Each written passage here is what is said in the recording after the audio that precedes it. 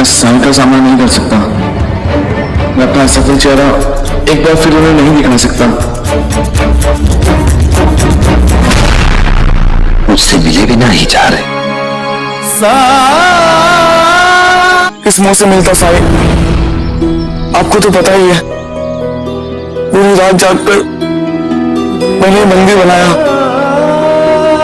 सबसे बेहतर लकड़ी इस्तेमाल की और तो और परी की सलाह भी ली और इसे बेहतर से बेहतरीन बनाया। इससे कोई फर्क नहीं पड़ता कि तुम ये मंदिर आज बेच पाए या नहीं, और वैसे भी ये तुम्हारा पहला दिन था आज। साई, मुझे दुख इस बात का नहीं है कि मैं अपने मंदिर को बेच नहीं पाया, बल्कि दुख इस बात का है कि बाजार में एक और दुकानदार था जिसका कोई भी सामान मेरे मंदिर जितना अच्छा नहीं था, ना ही मजबूती में और ना ही कारीगरी में। फिर भी उसने अपना मंदिर एक ग्राहक को ₹2 में बेच दिया, और ये वही ग्राहक था जिसे मेरे मंदिर के ₹2 महंगे लग रहे थे। मुझे समझ नहीं आ रहा साई, मुझे मेरी मेहनत का फल क्यों नहीं मिला? मेरे साथ ही ऐसा क्यों होता है साई? क्योंकि सफलता के लिए एक और चीज की जरूरत भी है, और वो है दृढ़ता। लेकिन साई, जब आप अपनी आंखों के सामने कुछ ऐसा होते देखते हैं तो बुरा तो लगता ही है ना। और जिंदगी ने मेरे साथ कभी कुछ अच्छा नहीं किया। असफलता सफलता की राह भी बन सकती है, और हार मान लेने की, मायूस हो जाने की भी। ये पूरी तरह से तुम पर निर्भर करता है कि तुम असफलता को किस रूप में देखते हो, किस राह पर आगे बढ़ना चाहते हो। पर मैं इतना जरूर कह सकता हूं कि सफल होने के लिए खुद को समय और परिस्थिति के अनुसार ढालना होता है। मैं कुछ समझा नहीं साई। आओ मेरे साथ, राम जी भला करें। रुको बलराम, उस बर्तन से मेरे लिए हथेली में पानी भर कर लाओ। जाओ। रुको, उस बर्तन से नहीं, मुझे उस कुएं से पानी ला कर दो, हथेली में। साई, मटके से अपने चुल्लू में पानी भर के ला सकता हूँ, लेकिन कुएं से कैसे निकालूंगा? पानी तो अंदर गहराई में है और मेरे हाथ वहां तक नहीं पहुंचेंगे। तो तुम्हारे कहने का मतलब यह है कि कुएं से पानी नहीं लाया जा सकता?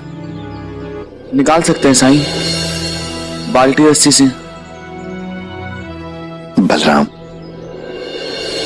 जीवन में परिस्थिति और समस्याएं हमेशा एक जैसी नहीं होती हैं।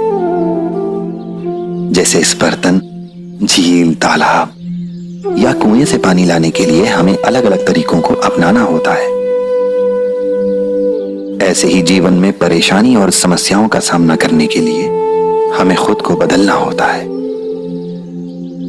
अपने इरादे पर अटल रहो, अपनी दृढ़ता बनाए रखो।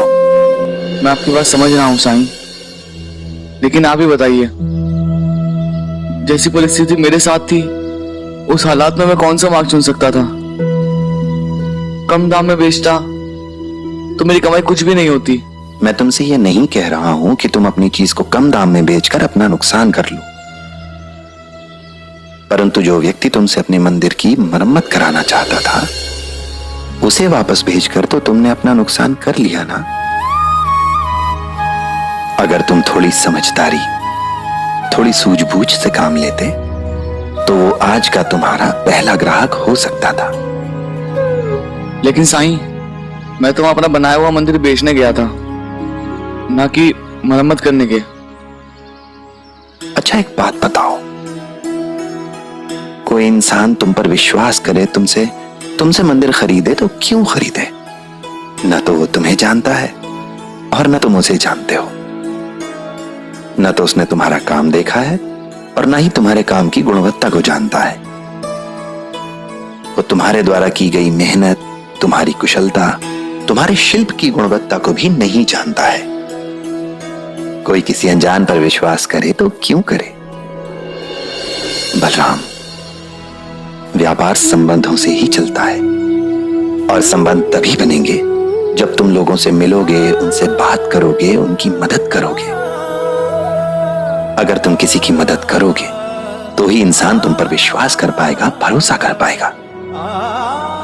और जब तुम पर विश्वास करेगा तो तुम्हारे बारे में अन्य 4 लोगों को भी बताएगा वो।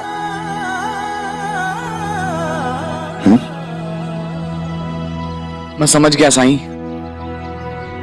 अभी तुरंत जाकर मैं उस आदमी की तलाश करता हूँ और उसकी मदद करता हूँ।